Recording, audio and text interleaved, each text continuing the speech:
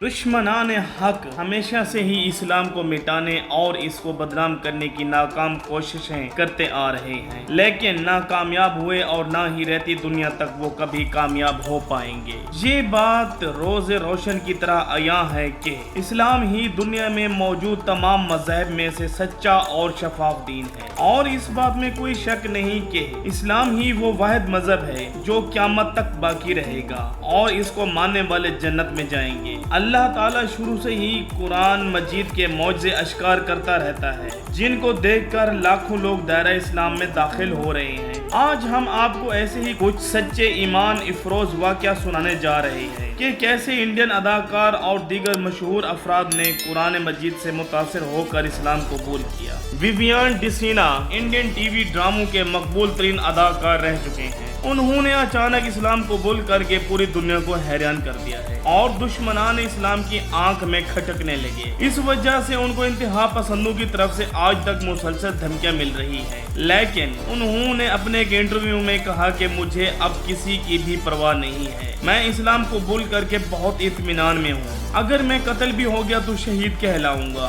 भारतीय media reports के मुताबिक विवियन काफी अरसा से स्पॉटलाइट से दूर थे। उनके हवाले से ना कोई खबर सामने आई और ना ही उनको ड्रामों में देखा गया, जिसके बाद उनके बारे अफवाहें गर्दिश करने लगी कि उन्होंने अपना मजहब तब्दील कर दिया है, जिसकी कुछ अरसा कबल उन्होंने खुद तस्दीक कर दी। भारतीय मीडिया को दिए गए एक इंटरव्यू में उन्होंने बताया कि 2019 में रमजान के महीने में उन्होंने इस्लाम कबूल कर लिया था और तब से ही वो इस्लाम के असूलों के मुताबिक जिंदगी बसर कर रहे हैं। विवियन ने कहा, मेरी जिंदगी में कुछ ज्यादा नहीं बदला। मैं एक ईसाई घराने में पैदा हुआ था और अब मैं इस्लाम कबूल कर चुका हूँ और अब मैं अल्हम्दुलिल्लाह खुद को पहले से बेहतर महसूस करता हूँ। और कहा कि मुझे दिन में 5 वक्त की नमाज पढ़ के जो सुकून मिलता है जिंदगी में पहले कभी नहीं मिला था।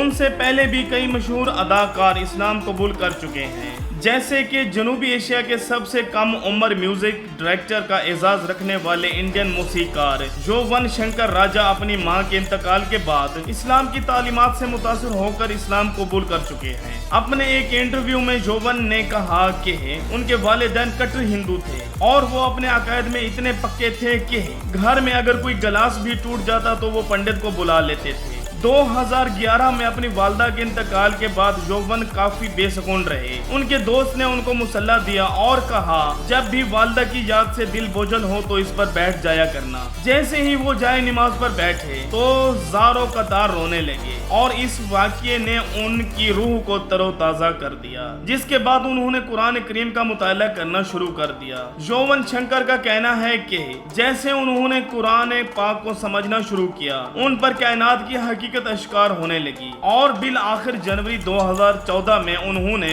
बाकायदा तौर पर इस्लाम कबूल करने का ऐलान कर दिया। अपने वालिद को इस फैसले पर सबसे आखिर में आगाह किया, जिस पर उनके वालिद ने डट कर उनकी मुखालफत की, लेकिन उनके भाई और भाभी ने उनका साथ दिया।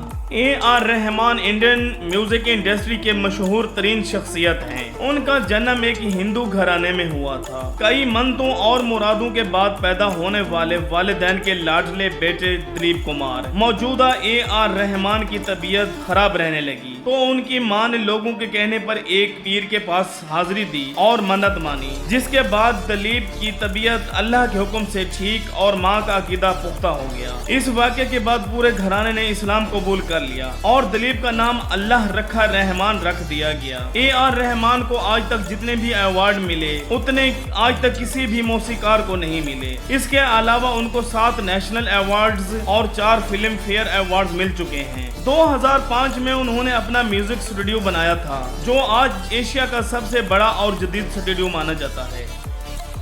जी तो दोस्तों, ये थी आज की वीडियो। उम्मीद है आपको पसंद आई होगी। अगर पसंद आई हो तो इसको अपने दोस्तों के साथ शेयर करके चैनल को सब्सक्राइब कर दें। मिलते हैं एक और दिलचस्प वीडियो में।